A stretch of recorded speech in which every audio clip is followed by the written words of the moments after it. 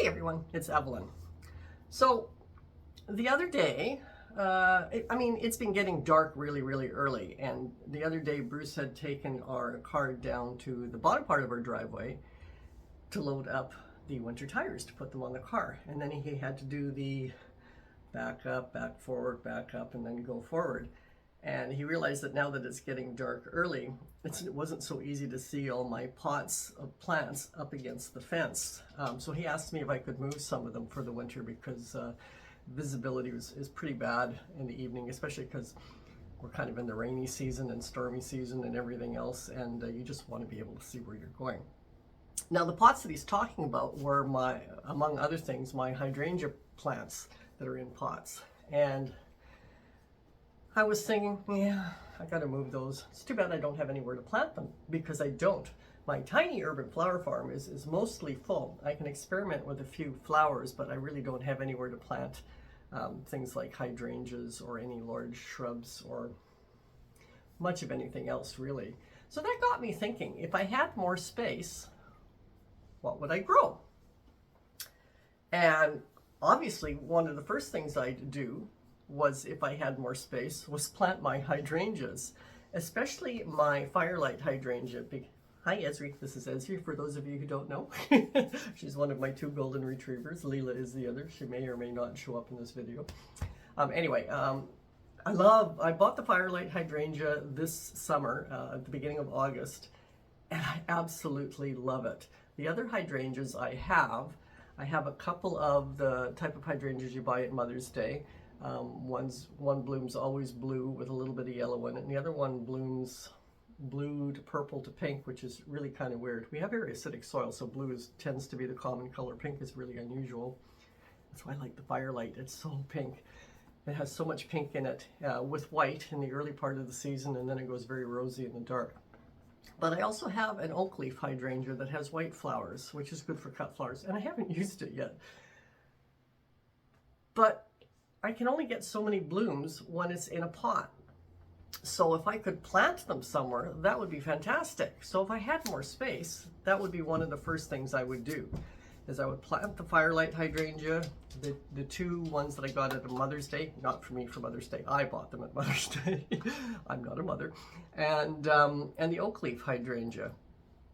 And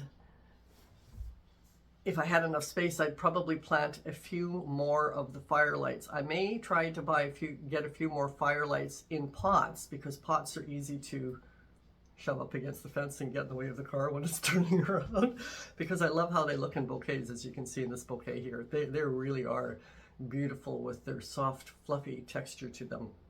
And because we're acidic soil where I live up here in Campbell River on Vancouver Island, pink hydrangeas are not the norm. Blue ones are. So I probably want to grow in the ground, not just the one that I have in a pot, but maybe a few more. Now, okay, so that's the hydrangeas. But what else is it that I would like to grow if I had more space? Well, I also have 3 blueberry plants in pots, which I would love to put in the ground. Especially this one, which I'll put up here, which is, what's it called? Hardy Summer Breeze 3-in-1 blueberry.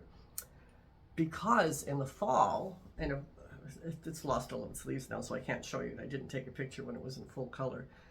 It has stunning foliage on its leaves, so I could use it in autumnal bouquets, as well as, of course, eating the blueberries.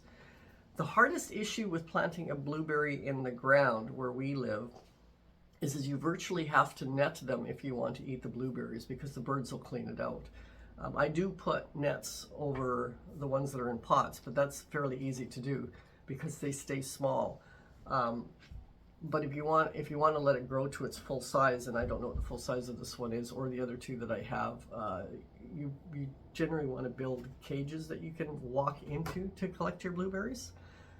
And I don't think that that's something that I necessarily want to do at this time in my life, is start creating that much extra work for myself. But I would probably plant at least this one because of the fall. Oh, here's Leela. Hello, Leela. Hi. Because of the fall foliage, it would be really beautiful in the bouquets that I do. So I also have a very large pot of raspberries. but I wouldn't want to put that in the ground. We lived on 5 acres at one point, 2.5 of which were fenced, and I had a very large landscaped area, 2.5 acres landscape, and a large portion of that was a vegetable garden, etc. And I've had 15 feet of raspberries. And the thing with raspberries is thorns. So what I would want to do, because I absolutely love, hey, I know, you think I'm talking to you, but I'm not. What I would really like to be is buy the thornless varieties of not just raspberries, but blackberries. So this is blackberry Chester, and I can get it at my wholesaler. And it's thornless, so I think I would try that if I had more space. And then of course you can use the stems of that as well as in bouquets, as well as the blueberry stems. And then the raspberries I would get are these Rubus Joan J thornless raspberries. For the same reason, I can use them in the bouquets, but of course the fruit. I mean, I love raspberries and blackberries are probably 2 of my favorite fruits in the summer. So I think I would be willing to put in the work to gain that in the garden. And I would probably want to grow about 15 feet of each, 3 feet wide by 15 feet long. So it's easy to get on both sides without having to dig in too deep. Well, actually they're thornless, so I could still dig in 2 feet. So maybe 4 feet wide by 15 feet long. I don't know, maybe 4 feet wide by 8. This is all hypothetical, I don't know. But I really do miss having a lot of raspberries and a lot of blackberries. I mean, I could go blackberry picking, but that's just extra work that I wouldn't need to do. It would be less work to actually grow them. And I had thought about, well, would I want to plant an apple tree or 2? Because when we had our 5 acres, we had, I don't know, something like 12 or 13 apple trees, 2 or 3 pear trees, a number of cherry trees. And apple blossoms are really, really pretty in the spring. But bears like them. And pretty well everybody who has an apple tree in their garden in Campbell River where I live also has bears in their garden in the fall. Whether you're fenced or not, they just blast through the fence. So when we lived on Cortez Island, there was no bear on Cortez, so that's not something that I had to deal with. So I've hummed and hawed about the apple tree, and then I've realized, they're pretty low maintenance apple trees. And what they produce, if you get the apple that you like, is apples that you like, which is great for the fall. And we love applesauce. But the bears make it a big fat bear no. No apple trees. So it was on my list, and it's here for me to talk about. But since I put this list together, I thought, what are you thinking? You don't want bears in your yard. I mean, they're here. I've seen the bears on my way to the mailbox to pick up our mail. They've been in at least the 2 neighbors just below us. They've been in both their yards. We're fenced, and there's no reason for them to break the fence down to come into our yard. So they haven't come into our yard yet. And why encourage them? So apple trees are off the list. I don't need bears. Deer like apples too, but they're not going to try and get into our yard for the apples. And there's plenty of apple trees in the surrounding properties, so that's not going to happen. So then another thing that I would like to grow that is not a flower, and I'm not going to be able to use it in bouquets. It's more of the potatoes that I like, which are the Pacific russet. And I will tell you that my whole life I have disliked potatoes, right from a little child, where we had a potato with our dinner every single night and we had to eat it, and I hated potatoes. And I have never liked potatoes until we moved to this property, and I was growing them on this property, and I love the taste of the potatoes that I grow on this property. I don't know what the difference is. I grew them on our other properties, and I didn't like the taste of them there, but I just love them. I just love them here. So I would like to grow more potatoes. And for any of you who are wondering, this summer when I had like the 5-foot long foliage above ground on the potatoes, and whether that was good or bad, production seemed to be as per normal. The taste was fantastic. I mean, I could have eaten large amounts of potatoes every night. They're so delicious. So it didn't affect them in a negative way. I'm going to assume that, I don't even know if it affected them in a positive way, but they were really, really tasty this year. So I'm going to say they affected them in a positive way. So that's the potatoes. So now we're going to talk about a crop that has nothing to do with food in any way, shape, or form, and that's the peonies. But before I start talking about the peonies, if you're enjoying this video, please consider giving me a like down below. I really appreciate it. Thank you very much. It really lets me know that you do actually like my video when you give it a like, because a like is a like. So peonies. I currently grow 8 Ito peonies and 2 deciduous peonies, and the ones that I grow in alphabetical order are Bartzella, which is this beautiful yellow one. Then I also grow Canary Brilliance. So Bartzella would be my favorite for the look of the peony. It's really gorgeous. But Canary Brilliance, as I've mentioned in many previous videos, bloomed for me a second time in August. So that makes it my absolutely second favorite peony. And that's this one here in the blush tone. Then I also have Julia Rose, and these are all Ito peonies, as well as Lollipop. Now Lollipop is showing itself here in 3 different colors, but I believe those are stages of the flower head. It will start off one color and slowly change its colors as it travels through. Canary Brilliance does that as well. I also have Morning Lilac, Pastel Splendor, Double Dandy, Strawberry Cream, and then I have 6 herbaceous peonies, 3 of each. The first one, which is Duchess d'Amours, and Sarah Bernhardt. Now, I would absolutely love to have more peonies because they are so low maintenance. I do nothing with them, absolutely nothing. They come up, they bloom, they go to do their foliage, they die back for the winter, they come up. I do nothing, and they're doing fantastic. So they are really, really close to zero maintenance. So I would like to have more peonies, because if I had more space, realistically, other than the blackberries and the raspberries, I want to plant things that require very little work. And peonies fit that bill. And they fit that bill in such a big way because they also make absolutely stunning bouquets. Now, if I was going to grow more peonies, this is what I'm going to ask you guys to do. Which peonies do you think are absolutely gorgeous, zero maintenance if possible? And I know Ito peonies are less maintenance than the herbaceous ones, although my herbaceous ones appear to be no maintenance as well. I've had absolutely no problems with them, not even ants, but we shall see, because, you know, just because I haven't yet doesn't mean I won't. But Ito peonies don't get the ant problem that herbaceous peonies do. Ants aren't attracted to the Itos. But anyway, if I was going to plant more peonies, what are your suggestions? Which ones do you think would be a perfect addition to the list of peonies that I am already growing? Or which of the ones that I'm already growing do you think I should grow more of? Let me know all that down in the comment section below.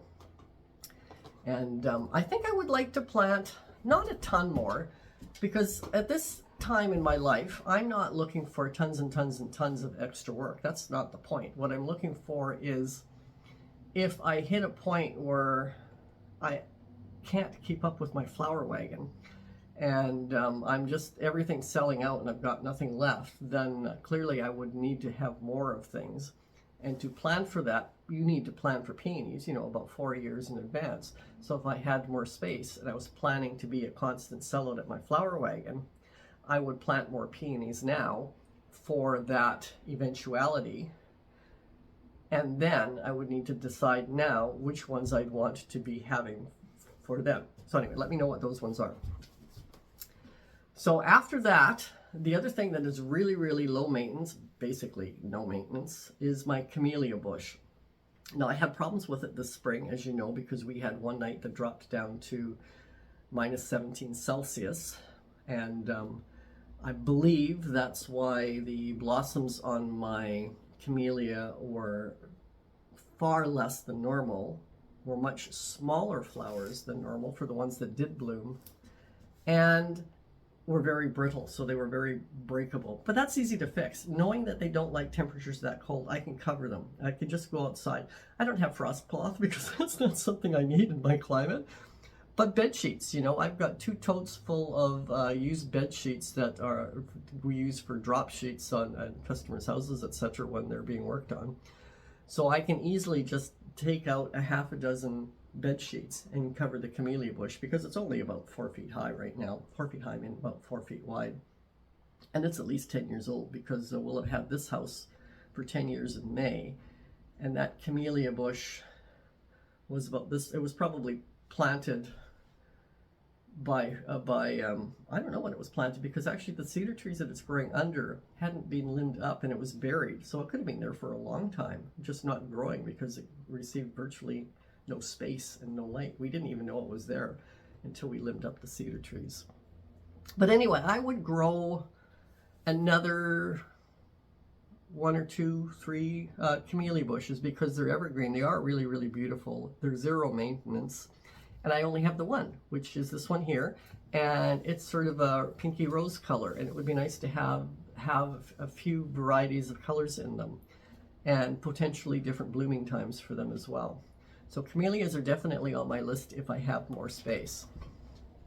After camellias, oh yeah, I put up a couple that I was thinking that I just did a quick Google to look at some other ones. And look at this one. This is Jury's Yellow. That would be a really pretty one to have.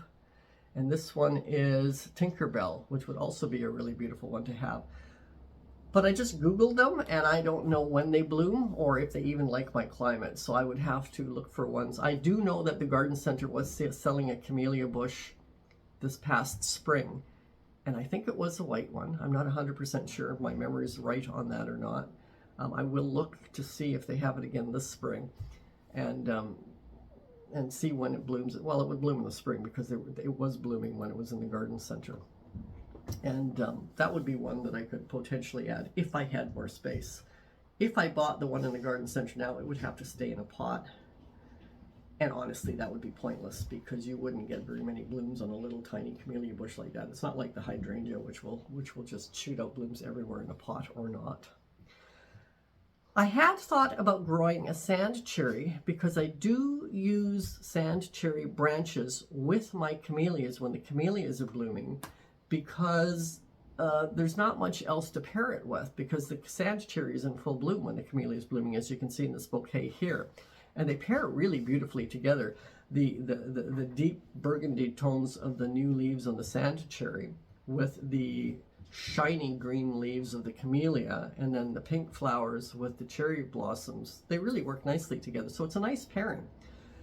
So if I was going to grow more camellias, I would maybe want to consider planting a sand cherry as well, just so that I have the foliage to go with it. Because just because I have access to a sand cherry now doesn't mean I will always have access to a sand cherry. So that might be something that I do. The other thing I would do is my neighbor's snowberries, which send shoots underneath the fence, so I have access to as many snowberries as I ever want at this time in the garden, as long as she has her snowberries growing. And if she doesn't, I could just plant one anyway. But I do want, if I had more space, I would plant snowberries. I would dig up some of the shoots and plant them in a little area under cover, because this was the first year that we had no, I think it was the first year that we had no rains at all in September. I mean, it was just dry all through the whole month of September. And rain really affects the white berries on the snowberry and makes them turn brown and mushy. But I had no brown and mushy snowberries all September. So I used them like crazy in bouquets, and they looked absolutely beautiful in bouquets. I just fell in love with using them in bouquets, and was really sad when the rains finally started, which was in October, and I no longer had access to the nice perky white balls of snowberries. You know, then they got brown and mushy. So I was thinking, oh, it's too bad these weren't undercover to keep the rain off them, because temperature-wise they're fine. It's just that the downpours that we get really take their toll on the snowberry berries really quickly. So I would definitely find an area to grow snowberries underneath cover, because man, they're just so gorgeous in a bouquet, as you can see in this particular bouquet. Just love them. So the next thing I would grow if I had the space would be more varieties of alliums, because again, they are zero maintenance. I loved using them this year. This year, for the first time, I grew Globe Master and Ambassador alliums, which pretty much look the same. One's slightly bigger than the other, but they also bloom consecutively. So one, and I get them mixed up, one blooms first, and then just as it's kind of finishing blooming, the other one's big and ready to start harvesting. So it just makes what would normally be a 1 to 2 week harvest more into a 3 to 4 week harvest. So it extends the seasons of those large, beautiful heads of alliums in bouquets. I've grown a few drumsticks. I had bought one package as a sample, and I love the drumstick allium, because I love that sort of two-tone where the bottom is the green and the top is the purple. If you leave them in the ground for too long, that green disappears and they just turn into little round balls of purple. But when they're half green and half purple, they're gorgeous. I just don't have the space to grow them. They're small, so they do what poppy pods in bouquets do for me now. So I don't need them both, but I would like to have them both. So if I had more space, I would plant those, because again, it's an easy plant, zero maintenance. The other one that I would like to try is Flourishing Farms said that Purple Sensation, which is also a globe allium, which is, if I look at my computer here, about a 3-inch diameter. Hers bloom for Mother's Day, so that means they would bloom right before the Globe Master and Ambassadors. And it would be nice to have them for Mother's Day. So that would be kind of cool. So I would like to add a section for the Purple Sensation alliums. And also, I really like the Atropurpureums, which I also tried to package them just to test to see whether they worked well in my garden, and they did.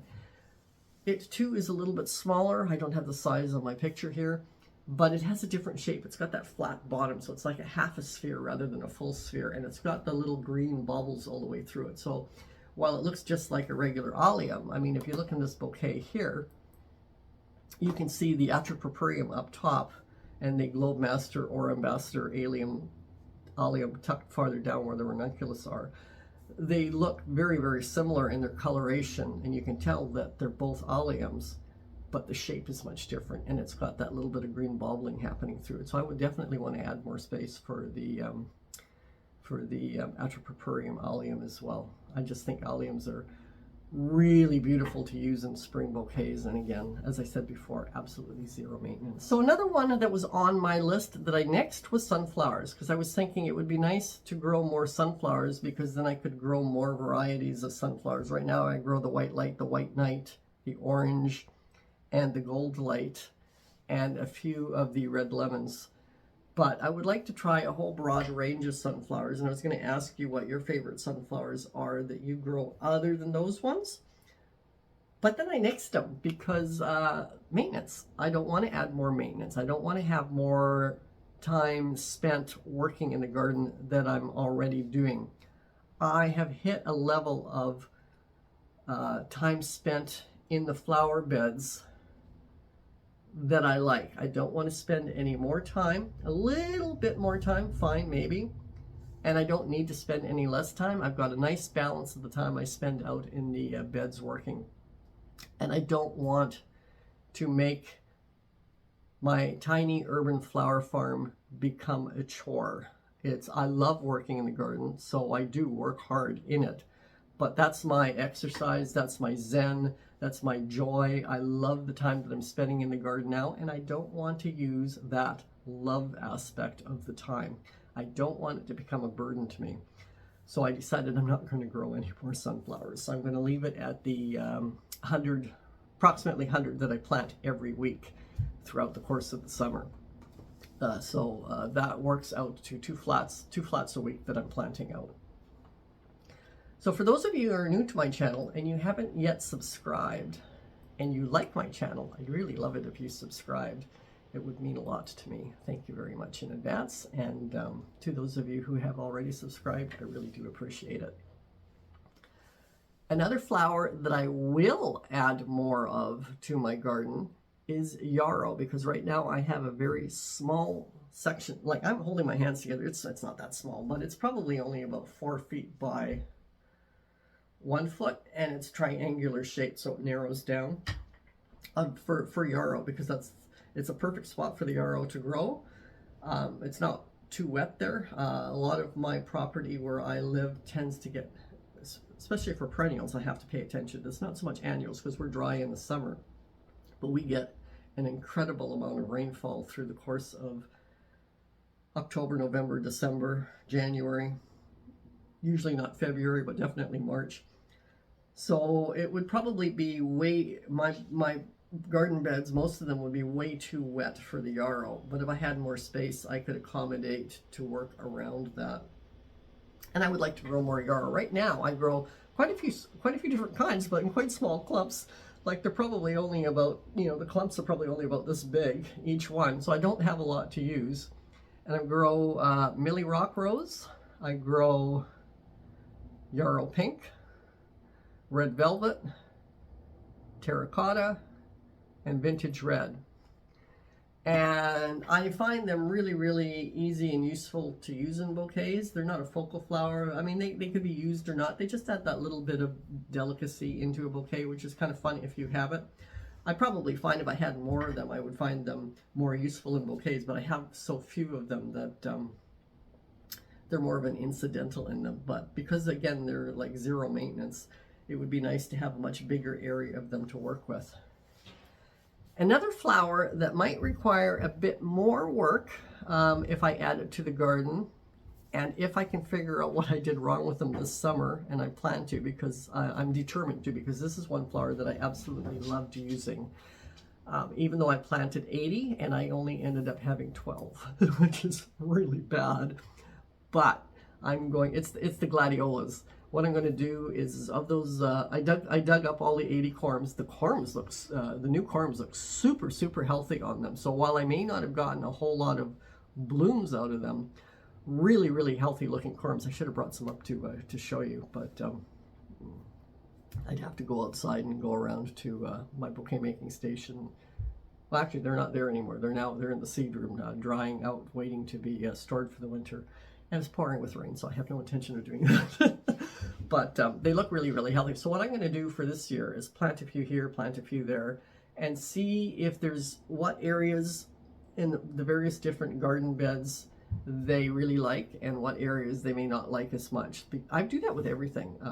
Like, I did that with my garlic. I did that with my tomato. Well, like, I used to be just grow food, and I would plant a tomato in every bed that I had. I would plant garlic in every bed that I had. And then you look and pay attention to see where they like growing the best. They may get the exact same conditions from me, but they're not getting the exact same sun conditions or potential water conditions. So while I get super healthy garlic in one area of my garden beds, and one of my garden beds, like big giant heads of garlic, and another one, they're really small heads. So clearly I grow them where they grow the best. So I'm going to do that with the 80 corms of my espresso gladiola this upcoming year. I'll plant some here, some there, and see where they do really, really well. And I'm also going to test out a couple of new gladiolas, as I mentioned in a previous video. And mostly, I'm really looking forward to testing out evergreen. And I might test out Starstruck. If you have any favorites that you think I should test out over and above Starstruck, I'm going to buy the evergreen. But if you think Starstruck should be replaced with one that you prefer, put that down in the comments. So like I said, I'm going to experiment with them in different parts of the garden, and I'll break it down to, I haven't decided yet how many different areas I'll experiment them down in, and then and for how many corms I'll divide it by whatever, so that they are staggered and blooming. And that'll give me a really good idea of where they bloom the best in my garden beds, which garden bed they will grow the best in. And then, if I was going to plant more, some of them would just stay in the ground all year round, because they will stay in the ground here and bloom again the next year. And some of them would get planted in a staggered formation for blooms throughout the summer. So that would definitely create a little bit more work for me because I'll have to do the stagger planting, but it won't be too bad. And then of course digging them up, but I found that really, really easy to do. So that is one that I am looking forward to perfecting my ability to grow them on, and if I had more space, growing more of them all. So those are really the only things that I would like to add into my flower beds if I had more space. Clearly, if I was younger, there would be more flowers that I would want to add into that. As I said, once upon a time, we had 5 acres, 2.5 acres of which was fenced, landscaped and garden, naturally landscaped, as well as garden beds. And we had a lot growing in there, and I loved every second of it. But I don't want 2.5 acres of garden anymore. I want to plan for the rest of my life. I don't want to plan for what I can just do today, not knowing what I can do tomorrow. So that's kind of where I'm at with if I had more space. More space is not always better. It's not something that I want to dread going into. It's something I want to enjoy going into. Now, I also did a little exercise about if I could only grow 5 flowers, which would I grow? And it's kind of the opposite of this, because if you can only grow 5 flowers, you'd obviously have a lot less space. And that was a really interesting thought process for me to go through. And if you want to see how my thought process on that worked out, you should really check out this video over here. See you next week. Bye.